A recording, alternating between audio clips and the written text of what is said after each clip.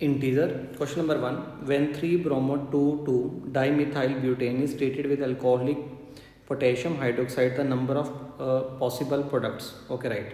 तो हमारे पास जो स्टार्टिंग में रिएक्टेंट गिवन है वो हमारे पास गिवन है सेकंड पोजीशन पे, थर्ड पोजीशन पे लगा हुआ है Br और सेकंड नंबर पे लगा हुआ है 2-मिथाइल ग्रुप। तो ये हमारे पास रिएक्टेंट है और इसका रिएक्शन हम लोगों ने करवाना है KOH एल्कोहलिक मीडियम के अंदर। तो एल्कोहलिक जो KOH होता है उसकी प्रेजेंस में बीटा एलिमिनेशन होती है। तो आइडेंटिफाई करना है कि इस केस के अंदर कितने प्रोडक्ट्स हमारे पास बनेंगे। जिस कार्बन के साथ Br लगा होता है वो अल्फ़ा, नेक्स्ट वाली पोजीशन बीटा। तो ये कार्बन बीटा, एक कार्बन ये हो गया बीटा 1 और इसके साथ वाला जो कार्बन है बीटा 2, पर बीटा 2 से एलिमिनेशन हो ही नहीं सकता क्योंकि बीटा के 2 के साथ कोई हाइड्रोजन अटैच नहीं है। तो एलिमिनेशन सिर्फ बीटा 1 से होगा। तो अगर बीटा 1 से एलिमिनेशन होगा तो बीटा 1 कार्बन और अल्फ़ा कार्बन के बीच में यहाँ पे डबल बॉन्ड का फॉर्मेशन हो जाएगा। जो फाइनल प्रोडक्ट बनेगा वो GI भी शो नहीं कर रहा। तो इस क्वेश्चन का फाइनल आंसर बनेगा, टोटल नंबर प्रोडक्ट्स कितने बनेंगे 1। तो इसका फाइनल आंसर बनेगा 1।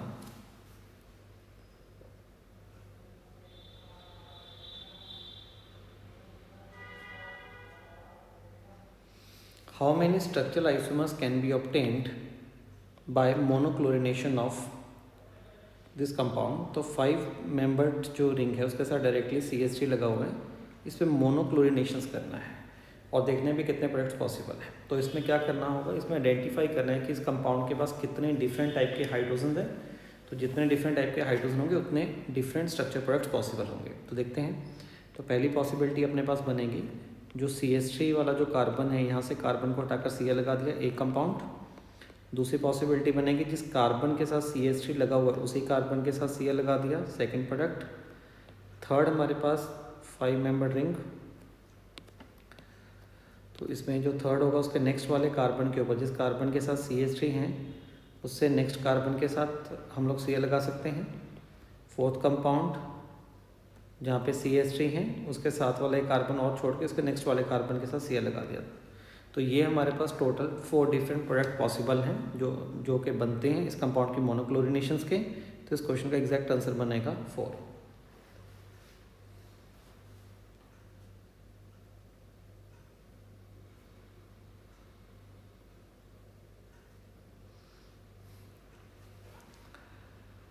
Question number 3, when Meta dichlorobenzene okay. तो बेंजीन के साथ 2 Cl लगे हुए हैं जो कि एक दूसरे के रिस्पेक्ट में मेटा पोजीशंस पे हैं। इसमें हम लोगों ने इस क्लोरिनेटेड इसके अंदर एक Cl को और अटैच करना है और आइडेंटिफाई करना है भी कितने डिफरेंट प्रोडक्ट पॉसिबल हैं। तो ओके, तो इस क्वेश्चन के अंदर आइडेंटिफाई करना है कि कितनी डिफरेंट पोजीशंस पे Cl लगा के डिफरेंट प्रोडक्ट्स बनाए जा सकते हैं। तो चलिए देखते हैं। तो एक पॉसिबिलिटी, ये जो 2 Cl हैं उनके बीच वाले कार्बन के साथ Cl अटैच कर दिया। इस कंपाउंड का नेम बनेगा 1,2,3 ट्राइक्लोरोबेंजीन, 1,2,3 ट्राइक्लोरोबेंजीन। नेक्स्ट पॉसिबिलिटी है, यहाँ पे Cl लगाया है, इसे नेक्स्ट वाले कार्बन के साथ Cl अटैच कर दिया। इस कंपाउंड की अगर नेमिंग करेंगे तो 1, 2, 3, 4। तो इस कंपाउंड का नेम बनेगा 1,2,4 ट्राइक्लोरोबेंजीन। एक पॉसिबिलिटी और बनती है कि सभी के सभी जो 3 Cl होंगे इनको अल्टरनेट पोजीशंस पे लगा दिया। तो प्रोडक्ट हमारे पास बनेगा 1,3,5 ट्राइक्लोरोबेंजीन, 1,3,5 ट्राइक्लोरोबेंजीन। तो इस क्वेश्चन का एग्जैक्ट आंसर बनेगा 3।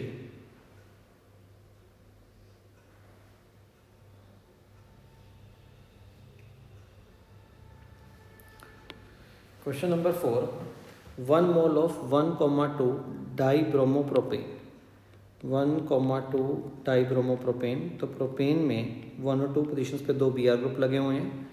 On treatment with X mole of NaNH2 followed by treatment with ethyl bromide gave 2 pentyne, the value of X is. तो वो ये कह रहे हैं कि ये जो हमारे पास 1,2 डाईब्रोमोप्रोपेन था इसको X मोल ऑफ NaNH2 के साथ रिएक्शंस करवा दिया और उसके बाद इसका जो रिएक्शंस करवाया वो करवाया इथाइल ब्रोमाइड के साथ CH3 CH2Cl के साथ, और फाइनली जो प्रोडक्ट बन रहा है वो प्रोडक्ट बन रहा है हमारे पास पेंट 2 आइन।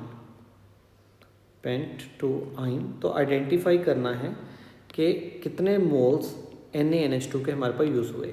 तो चलिए देखते हैं।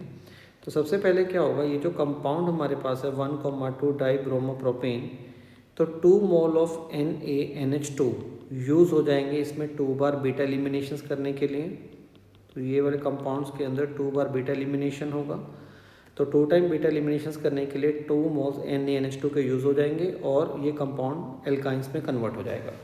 तो जैसे कंपाउंड के अंदर एल्काइन बनेगा तो ये जो ट्रिपल बॉन्डेड वाला कार्बन है इसका हाइब्रिडेशन sp है। S करेक्टर 50% होने की वजह से इसके साथ जो लगा हुआ H है उसका नेचर एसिडिक बन जाता है। तो क्या होगा, जैसे ही प्रोपाइन बनेगा तो एक मॉलिक्यूल NaNH2 का और आएगा, वो एज अ बेस की तरह काम करता हुआ यहाँ से एसिडिक H को बाहर निकाल लेगा। तो जैसे एसिडिक H को बाहर निकालेगा तो ट्रिपल बॉन्डेड वाले कार्बन के साथ लोन पेयर और नेगेटिव चार्ज डेवलप होगा। अब ये जो कंपाउंड हमारे पास बना है अब ये एज अ न्यूक्लियोफाइल की तरह काम करेगा। इसका अटैक होगा इथाइल ब्रोमाइड के ऊपर CH3CH2Cl के साथ, इथाइल ब्रोमाइड Br आ जाएगा। तो इथाइल ब्रोमाइड में न्यूक्लियोफिलिक सब्स्टिट्यूशन होगा, अटैक करेगा कार्बन के ऊपर, यहाँ से Br को बाहर निकाल देगा। तो अल्टीमेटली जो अपने पास प्रोडक्ट बनता हुआ दिखाई दे रहा है वो प्रोडक्ट हमारे पास बन जाएगा पेंटोआइन। तो आइडेंटिफाई करना था कि NaNH2 के कितने मोल्स यूज़ हो रहे हैं। तो NaNH2 के जो मोल्स यूज़ हो रहे हैं वो हमारे पास 2 यहाँ पे हो रहे हैं, 1 यहाँ पे मोल यूज़ हो रहा है। तो इसका फाइनल आंसर बनेगा 3।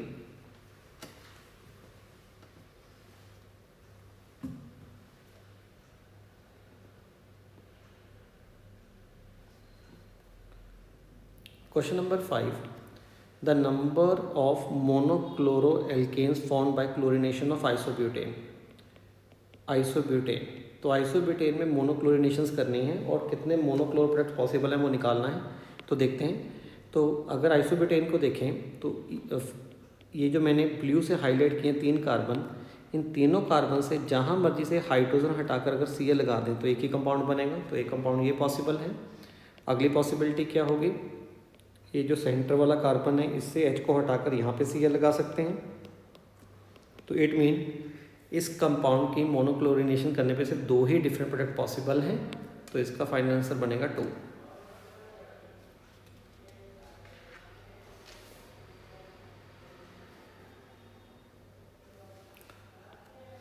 The number of moles of CH4 formed by reacting 96 gram of methanol with excess of CH3MgI। देखिए जो मिथेनॉल कंपाउंड है, सबसे पहले अगर इसका रिएक्शन हम लोग CH3MgI के साथ करते हैं, ग्रिग्नार्ड रिएजेंट के साथ करेंगे, तो रिएक्शन में होगा क्या, ये जो ग्रिग्नार्ड रिएजेंट है इसे CH3 नेगेटिव मिलेगा जो कि एज अ बेस की तरह काम करता हुआ मिथेनॉल से एसिडिक H को बाहर निकाल लेगा। तो फाइनली प्रोडक्ट बन जाएगा यहाँ पे CH4 और साथ में हमारे पास बनता हुआ दिखाई देगा CH3OMgI।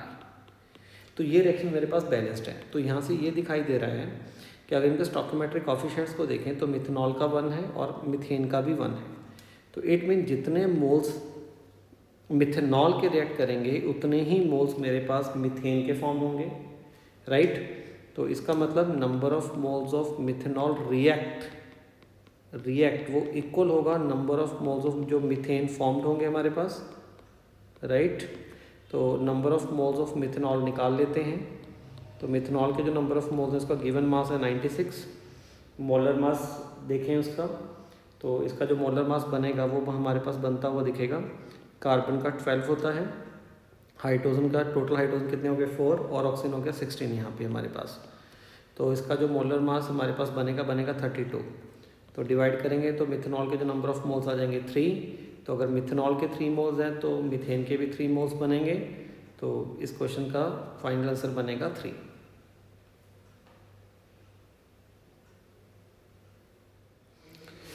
Question number 7, the number of structural isomers of alkene containing 6 carbon atom. तो एल्केन जिसके पास 6 नंबर ऑफ कार्बन एटम है उसके स्ट्रक्चरल आइसोमर्स कितने पॉसिबल होंगे वो आइडेंटिफाई करना है। तो इट मीन हम लोगों ने जो आइसोमर ड्रॉ करने हैं वो C6H14 के ड्रॉ करने हैं। तो सबसे पहला कंपाउंड बन जाएगा जिसमें 6 के 6 कार्बन एक स्ट्रेट चेन के अंदर दिखाई देंगे। सेकंड कंपाउंड, कार्बन की चेन को छोटा कर लेते हैं, 5 कार्बन करने के बाद एक कार्बन को सेकंड वाले कार्बन से अटैच कर दें।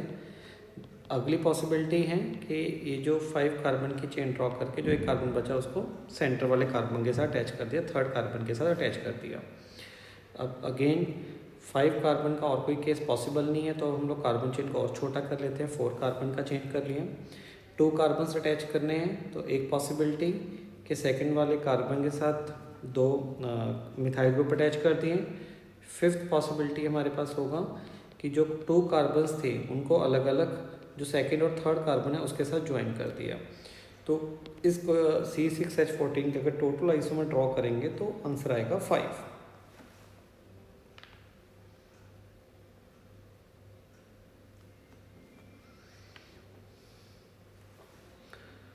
Question number 8, the number of different type of substitution product possible when bromine and ethane react in the presence of light. तो इस क्वेश्चन के अंदर इथेन का रिएक्शन ब्रोमीन के साथ करवाना है एंड आइडेंटिफाई करना है कि कितने डिफरेंट टाइप ऑफ प्रोडक्ट्स हमारे पास पॉसिबल है। तो यहाँ पे ये बात नहीं की गई भी एक Br लगाना है या फिर 2 Br को सब्स्टिट्यूट करना है। तो इसका मतलब सभी जितने मैक्सिमम जितने Br लगाकर भी जितने डिफरेंट प्रोडक्ट बन सकते हैं वो सभी के सभी हम लोगों ने यहाँ पे देखने हैं, राइट। तो चलिए करते हैं। सबसे पहले अगर मैं एक H को हटाकर Br लगाता हूँ तो मेरे पास एक कंपाउंड ये पॉसिबल होगा, मोनोब्रोमिनेशन का एक ही कंपाउंड पॉसिबल है। अगर 2 Br अगर हम लोग लगाते हैं, मतलब 2 हाइड्रोजन को अगर हम लोग सब्स्टिट्यूट करते हैं तो एक पॉसिबिलिटी क्या बनेगी भी, ये जो 2 कार्बन थे इनके एक ही कार्बन के साथ 2 H को हटाकर 2 Br लगा दिया। अगली पॉसिबिलिटी बनेगी कि दोनों अलग अलग कार्बन से H को रिप्लेस करके Br ग्रुप अटैच कर दिया। ओके, तो ये 2 पॉसिबिलिटीज़ बनी। अब अगर मान लो अगर 3 हाइड्रोजन को सब्स्टिट्यूट करते हैं, तो अगर 3 हाइड्रोजन को सब्स्टिट्यूट करेंगे तो पहली पॉसिबिलिटी एक ही कार्बन के साथ जो 3 H लगे हुए हैं उनको सब्स्टिट्यूट करके Br लगा दो और दूसरे कार्बन को एज इट इज छोड़ लो। नेक्स्ट पॉसिबिलिटी किसी एक कार्बन के 2 Br को सब्स्टिट्यूट कर लेते हैं और दूसरे के किसी एक कार्बन को Br के हेल्प से सब्स्टिट्यूट कर लेते हैं। तो जो 3 वाले होंगे उसके भी ये 2 केसेस पॉसिबल होंगे। अगर 4 हाइड्रोजन को करना है तो एक पॉसिबिलिटी ये बनेगी, एक कार्बन के तीनों हाइड्रोजन को Br के साथ रिप्लेस कर लेते हैं और दूसरे कार्बन का कोई एक H को Br के साथ कर लेते हैं। अनदर पॉसिबिलिटी 4 जो Br ग्रुप की, तो इसमें क्या करते हैं, एक कार्बन के 2 Br ग्रुप को सब्स्टिट्यूट कर देते हैं हम लोग। एक कार्बन के ऐसा करते हैं, राइट, एक कार्बन के 2 Br को दूसरे कार्बन को भी 2 Br ग्रुप को सब्स्टिट्यूट हो जाएंगे, H को सब्स्टिट्यूट करके Br लगा देंगे। तो ये कंपाउंड पॉसिबल बना। फर्दर पॉसिबिलिटीज़ क्या है हमारे पास, अनदर पॉसिबिलिटी हमारे पास ये है कि अगर हम लोग 5H को रिप्लेस करते हैं Br के साथ, तो 4 के भी 2 केसेस पॉसिबल थे। अगर 5H को रिप्लेस करते हैं Br के साथ तो क्या पॉसिबिलिटीज़ दिखाई देगी, तब दिखाई देगी एक कार्बन के तो तीनों हाइड्रोजन को Br के साथ सब्स्टिट्यूट करना है और दूसरे कार्बन के 2 Br को सब्स्टिट्यूट करना पड़ेगा। तो इसका तो एक ही पॉसिबिलिटी अपने को दिखाई देता है। और अब एक केस और बनेगा जिसमें सारे के सारे हाइड्रोजन सब्स्टिट्यूट होंगे। तो अगर सभी के सभी हाइड्रोजन सब्स्टिट्यूट हो जाएंगे तो उससे तो एक ही प्रोडक्ट बनेगा हमारे पास, ये वाला प्रोडक्ट की पॉसिबिलिटी दिखाई देगी जिसमें सारे के सारे H Br से रिप्लेस हो जाएंगे। तो ये हमारे पास डिफरेंट प्रोडक्ट पॉसिबल है अगर इथेन का ब्रोमिनेशन हम लोग करते हैं। तो देख लेते हैं कितने बने। तो 1 2 3 4 5 6 7 8 एंड 9। तो इस क्वेश्चन का एग्जैक्ट आंसर बनेगा 9।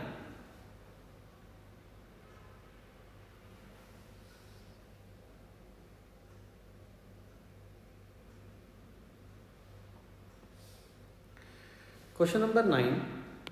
The number of carbon atom in the expected product. The maximum number of carbon atom in the expected product of the following reaction. Okay. तो एक हमारे पास यहाँ पे रिएक्शंस हो रही है, इसमें the number of carbon atom in the expected products. तो यहाँ पे कितने बनेंगे? Okay, right, maximum number of carbon atom. चलिए, तो ये जो रिएक्शन है, इस ये जो कंपाउंड है इसका रिएक्शन सोडियम के साथ करवाना है in the presence of dry ether. तो बेसिकली ये जो रिएक्शन है वो हमारे पास वुड्स रिएक्शन हुई। तो वुड्स रिएक्शंस में क्या होगा, वुड्स रिएक्शन में 2 एल्काइल हैलाइड कंबाइन करते हैं। तो इसमें ये जो दोनों एल्काइल हैलाइड है वो डिफरेंट टाइप के हैं। Okay, right. तो इसमें हमारे पास जो कॉम्बिनेशंस बनेंगे कौन कौन से बनेंगे, तो एक कॉम्बिनेशन बनेगा भी इथाइल ब्रोमाइड, जो हमारे पास इथाइल ब्रोमाइड है वो दूसरे इथाइल ब्रोमाइड के साथ कंबाइन कर जाए, वन इथाइल ब्रोमाइड दूसरे इथाइल ब्रोमाइड के साथ कंबाइन करके ब्यूटेन का फॉर्मेशन कर ले, एक प्रोडक्ट ये बनेगा। सेकेंड पॉसिबिलिटी होगी जो हमारे पास कंपाउंड गिवन है 1 ब्रोमो 2 मिथाइल ब्यूटेन, ये अपने ही टाइप के दूसरे मॉलिक्यूल के साथ कंबाइन करें। अगर इनमें वुड रिएक्शन हो जाएगी तो यहाँ से Br निकल जाएगा और कार्बन कार्बन के बीच में सिंगल बॉन्ड डेवलप होगा। तो इससे जो प्रोडक्ट बनता हुआ दिखाई दे रहा है वो 6 कार्बन की स्ट्रेट चेन होगी और सेकंड कार्बन और 5th कार्बन के साथ एक एक मिथाइल लगा होगा, तो ये प्रोडक्ट बनेगा। अनदर पॉसिबिलिटी क्या होगी, अगली पॉसिबिलिटी है कि अगर इथाइल जो ब्रोमाइड है वो दूसरे कंपाउंड के साथ कंबाइन कर जाए, जो दूसरा एल्काइल हैलाइड हमारे पास गिवन है उसके साथ कंबाइन करे, तो इसके साथ कंबाइन करेगा तो यहाँ से भी Br2 निकल जाएगा और इससे जो फाइनल प्रोडक्ट बनता हुआ दिखाई दे रहा है उसमें टोटल 5 कार्बन स्ट्रेट चेन के अंदर दिखाई देंगे और सेकंड वाले कार्बन के साथ CH3 दिखाई देगा। तो हमने निकालना था maximum number of carbon atom कितने पॉसिबल हैं, तो पहले वाले के अंदर तो सिर्फ 4 पॉसिबल हैं। नेक्स्ट वाले में जो प्रोडक्ट बन रहा है, जो नेक्स्ट प्रोडक्ट हमारे पास बन रहा है वुड रिएक्शन से, उसके अंदर 8 कार्बन एटम्स हैं और जो थर्ड जो प्रोडक्ट हमने बनाए इसमें 6 कार्बन है, तो maximum number of carbon atom जो है वो 8 हैं। तो इस क्वेश्चन का एग्जैक्ट आंसर बनेगा 8।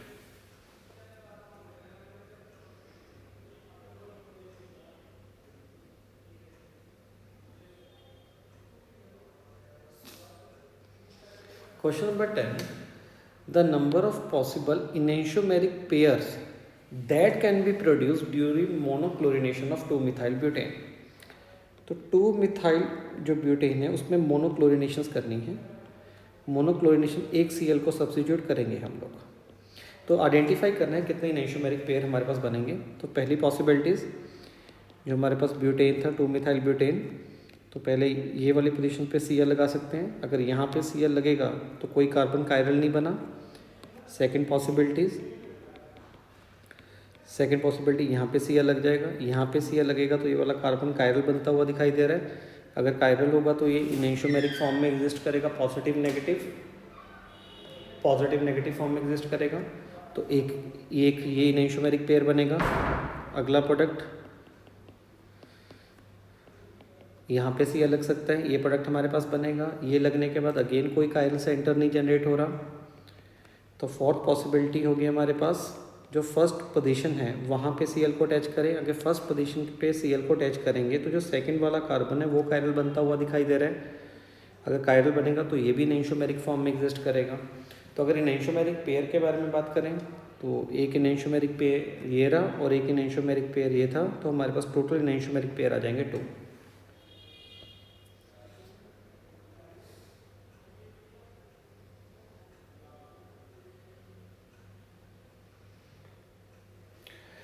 क्वेश्चन नंबर 11, इसमें जो रिएक्टेंट है उसका Cl2 in the presence of sunlight से रिएक्शंस करवाना है। हमारे पास जो फाइनली प्रोडक्ट बन रहा है हमारे पास, तो आइसोमेरिक प्रोडक्ट कितने टोटल प्रोडक्ट्स पॉसिबल है वो देखना है। तो जो रिएक्टेंट हमारे पास गिवन है वो रिएक्टेंट है हमारे पास 2-methyl ब्यूटेन, राइट। तो चलिए तो पहले इसके डिफरेंट स्ट्रक्चर प्रोडक्ट्स बना लेते हैं। तो पहली पॉसिबिलिटी फर्स्ट नंबर पे यहाँ पे Cl लगा दिया, जो सबसे लास्ट वाला कार्बन है वहाँ पे Cl लगा दिया, एक पॉसिबिलिटी। अगली पॉसिबिलिटी से नेक्स्ट वाले कार्बन के साथ यहाँ पे Cl अटैच किया। पहले सिर्फ स्ट्रक्चर्स प्रोडक्ट्स बना रहे हैं, तो जिस कार्बन के साथ CH3 लगा हुआ है उसके साथ Cl लगा दिया। फोर्थ पॉसिबिलिटी CH3 के जिस कार्बन से CH3 उसके साथ वाले कार्बन के साथ Cl लगा दिया। तो टोटल ये 4 डिफरेंट स्ट्रक्चर प्रोडक्ट्स हमारे पास पॉसिबल हैं। अब हमने टोटल निकालना था, तो इसके अंदर स्टीरो प्रोडक्ट्स भी आ जाएंगे। तो अगर पहले में देखें तो पहला वाला कोई कंपाउंड स्टीरो आइसोमेरिज्म शो नहीं कर रहा। सेकंड वाले में जिस कार्बन के साथ Cl लगाया वो कार्बन कायरल है, तो इसका मतलब वो 2 फॉर्म में एग्जिस्ट करेगा, एक उसका डेक्स्ट्रो फॉर्म एक laevo form. Third compound optically inactive है। फोर्थ कंपाउंड में ये कार्बन कायरल बनता हुआ दिखाई दे रहा है जिसके साथ CH3 लगा हुआ है, तो ये कंपाउंड की 2 फॉर्म एग्जिस्ट करेंगी, डेक्स्ट्रो एंड लीवर फॉर्म। तो इसका मतलब अगर हम लोग स्ट्रक्चरल बात करें तो 4 हैं, पर स्टीरियो के साथ 2 स्टीरियो फॉर्म और ऐड हो जाएंगी, तो इंक्लूडिंग स्टीरियो इसका जो फाइनल आंसर बनेगा वो बनेगा 6।